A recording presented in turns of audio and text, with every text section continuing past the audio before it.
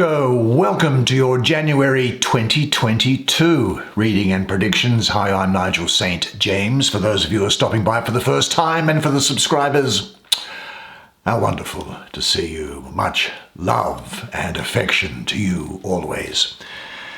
Now, the subscribers will know that the annual 2022 reading has been published, and you can find that on my playlist. It's very easy to find because there's just a couple of things. Well, it's just listed on the side, and simple. Even a baby could do it, as babies have told me. Now, what we're going to do now is that, I'm looking at these cards, and very often in the readings that I provide you, I use a lot of astrology, I use a lot of numerology, I use a lot of mystical Kabbalah, I use a lot of different things, from various religious traditions, particularly from the Judaic Christian religions, and from India.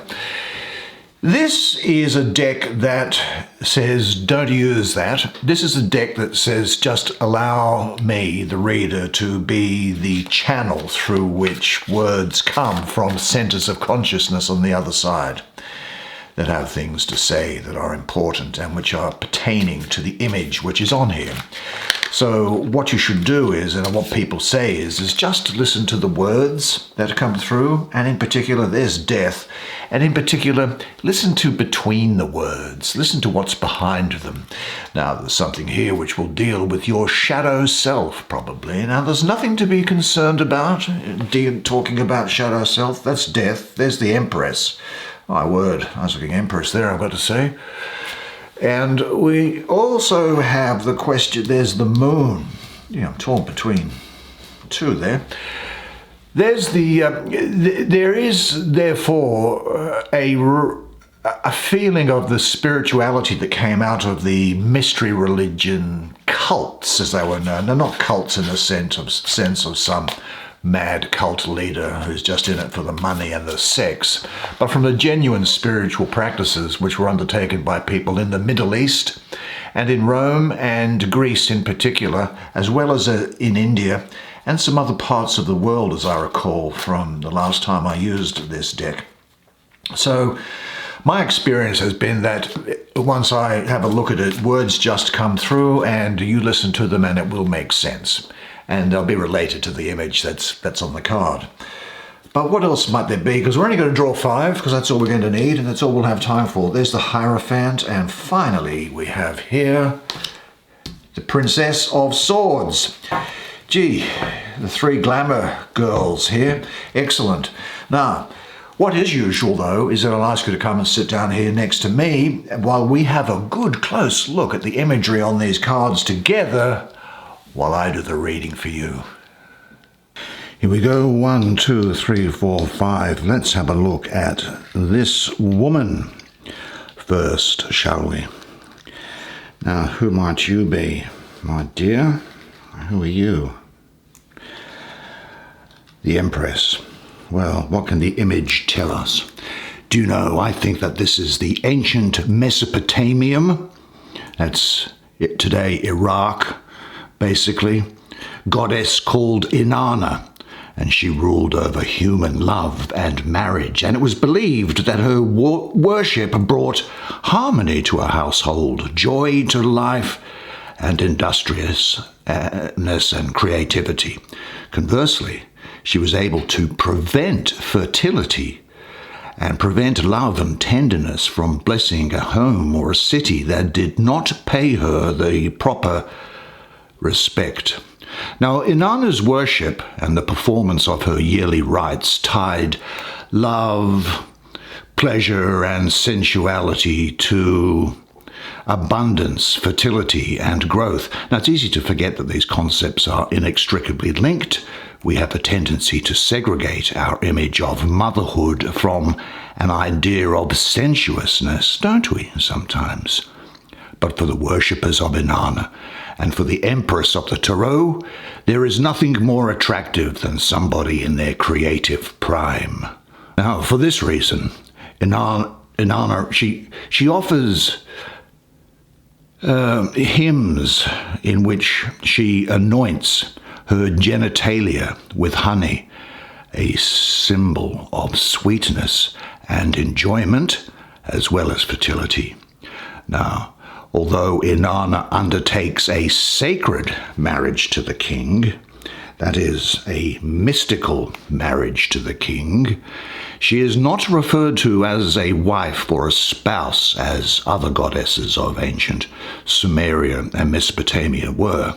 Like the empress, she is desirable and unattainable, yet all might know her. She is not described as having any children, despite giving fertility to the wombs of women and of animals as well. Now, Inanna's fertility was not seen as literal, but as metaphorical. She was given the role of a midwife, I suppose, to assist women in childbirth. But what is the mystery? Before words were given form and the world's cycles charted, mankind sought after me. When the first temples were built and the first rhythms danced, I was there. In the quickening of every womb and the sprouting of every seed, I rejoiced, and I gave my blessing to the gap between the bodies filled by lovers in their ecstasy. I was called Queen of Heaven, warrior, queen who rides beasts and bride, and it was given to me to love and desire and give fullness. The woman cried out in labor, and I steered the boat into the safe harbor. The fields laid bare, and the man lacked desire. I walked among them and planted within them the need to create and grow. I crept into the belly of every nervous bride and coiled within there honey sweet love. I have been called bride 1,000 times, yet I am unmarried and belong to no man. I have been called mother in the hearts and on the tongues of millions, yet no swelling belly has loosened my girdle, nor a babe broken from me in blood. I am the ties that bind you by blood and by love. I am both mother and lover, nurture and desire, for it is impossible that one exists without the other, and both are love. It is my love that draws the king into my arms, and my loins that bestows sovereignty upon him. He cannot rule without my blessing, for only from our union can the fields become fertile, women birth their young, and households prepare for the marriage beds of eager brides. All that once was has come from and through me, for I am the house of life. I am Venus, the morning star and the evening star. Set for us a marriage bed, sweet one. Take the part of the king desiring sovereignty, and come to be enthroned within me. I will steer that boat into the safe harbor, and I will deserve and reserve and decree a sweet fate for you. Well, we may as well go down the order here. A lot of major arcana in this deck. For you, or this spread rather, let's have a look at this. This is the hierophant. Now, what is the image here? Let me have a look at it. Let's have a look at it. What do you think that might be? Well, I think the Dalai Lama is involved here. Now, the Dalai Lama signifies a title and an office given to one senior monk in the Tibetan Buddhist tradition. It isn't a personal name given to an individual. It's a job title. The Dalai Lama is a custodian of a lineage of teachings who is trained in that lineage from a young age. You can see the pouring through here at the different ages here. Now, the Dalai Lama, let me just think now. The title comes from the Mongolian word for ocean, being Dalai, and the Tibetan word for wisdom, being Lama. So the Dalai Lama is the ocean of wisdom.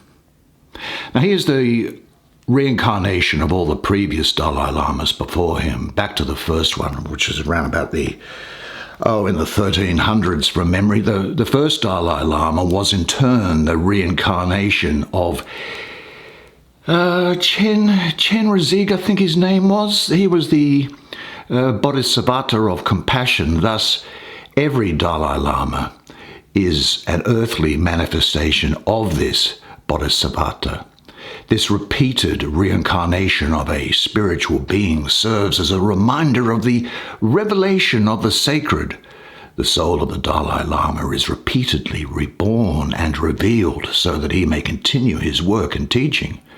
Now, the reincarnation also ensures an unbroken lineage and tradition of teaching, and it reminds us of the spiritual connection we create between ourselves and past teachers and seekers when we dedicate ourselves to the path.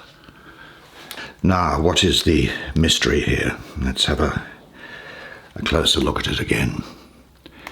The sacred is given to man as an open book to be read, but a teacher is required to teach the art of reading. No student learns alone. Even the rocks, the rivers, and the trees may impart their wisdom to those with ears and an eager heart. Man is gifted with a desire to know and build for himself a fort of wisdom, yet he must first learn that there is nothing new on this earth, and that all revelations and invention rest on the foundations of history. That which I teach has been spoken by countless guides across the ages. It has reached the ears and touched the hearts of those who have long since passed on. Though the teachers and the students have gone, the song still remains. I am the singer of that song, and you are the listener. Follow my mysteries, and you will find the foundation upon which you may build your journey. Now pay heed to my words, and you will come to know the strictures and rituals by which you are bound in order to be set free. Watch the gestures of my lesson, and you'll come to understand the discipline required so that the sacred may be revealed to you. For these are mysteries and secrets. Though they are dressed in the appearance of the ordinary, do not think that they will be given to you without devotion and faith.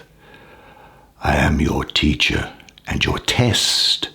I am the revealer of wisdom and the concealment in plain sight. Now the fickle may hear my words without listening to the lesson, may see my rituals without seeing their meaning. But come to know me as the channel through which the divine speaks.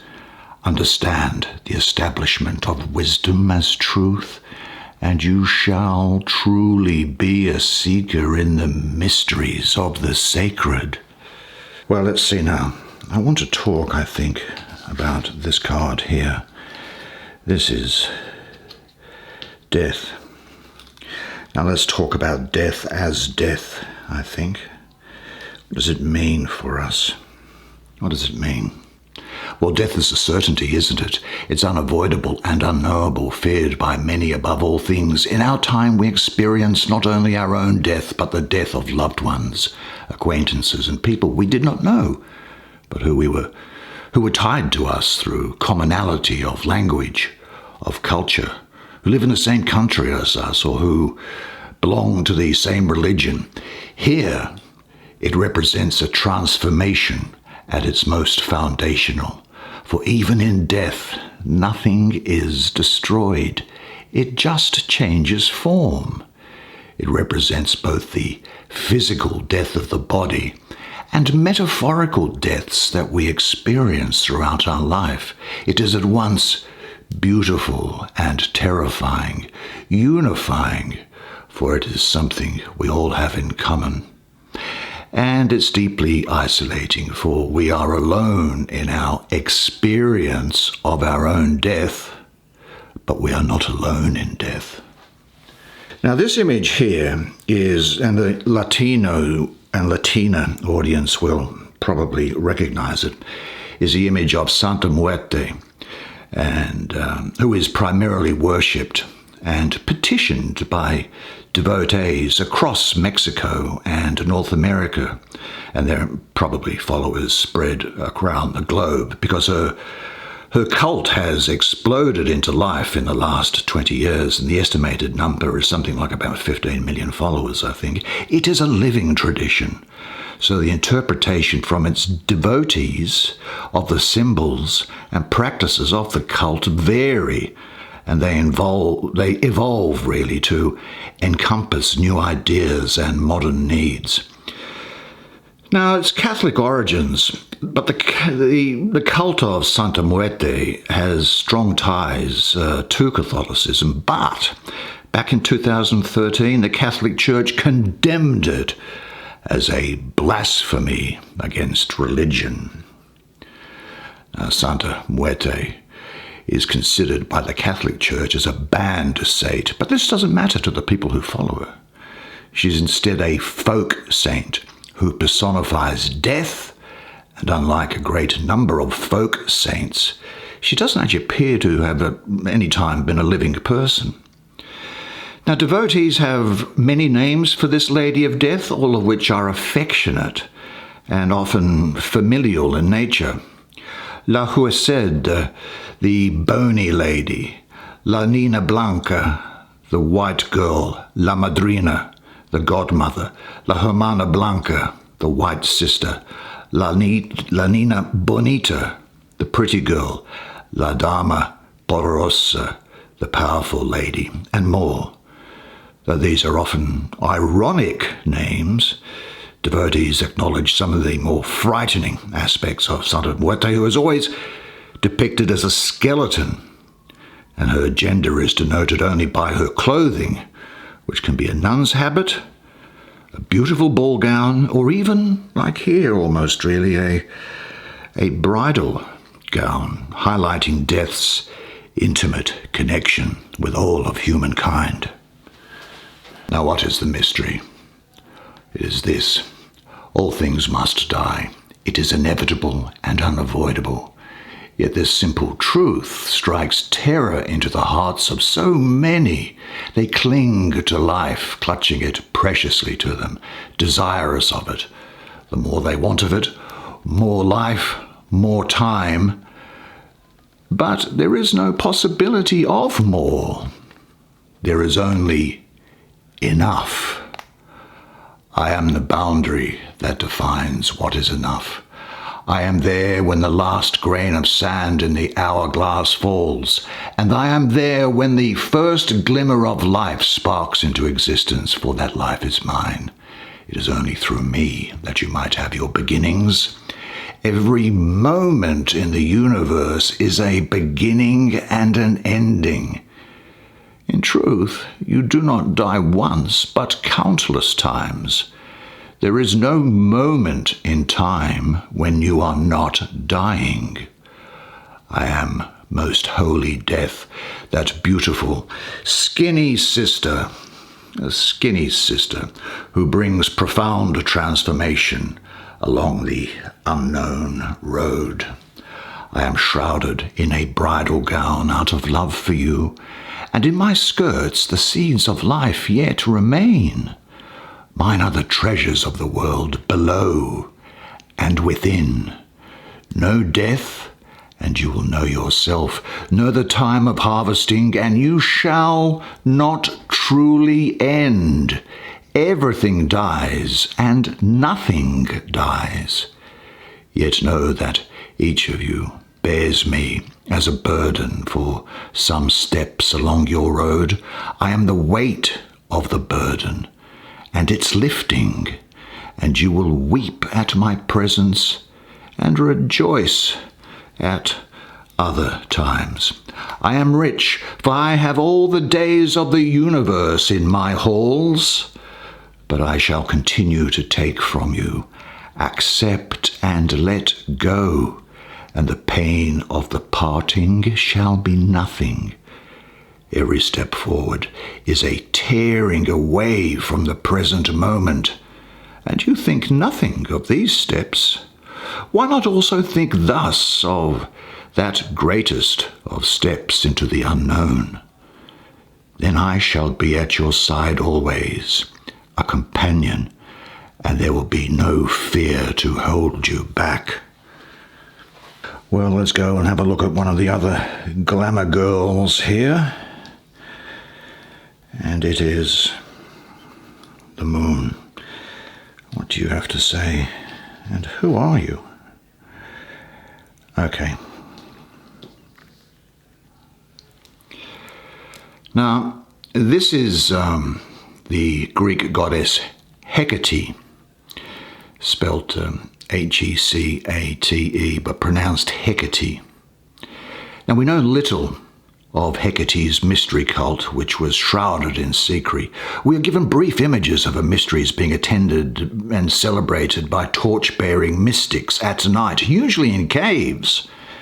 Now, initiates into her mysteries were believed to be protected against terrors and storms.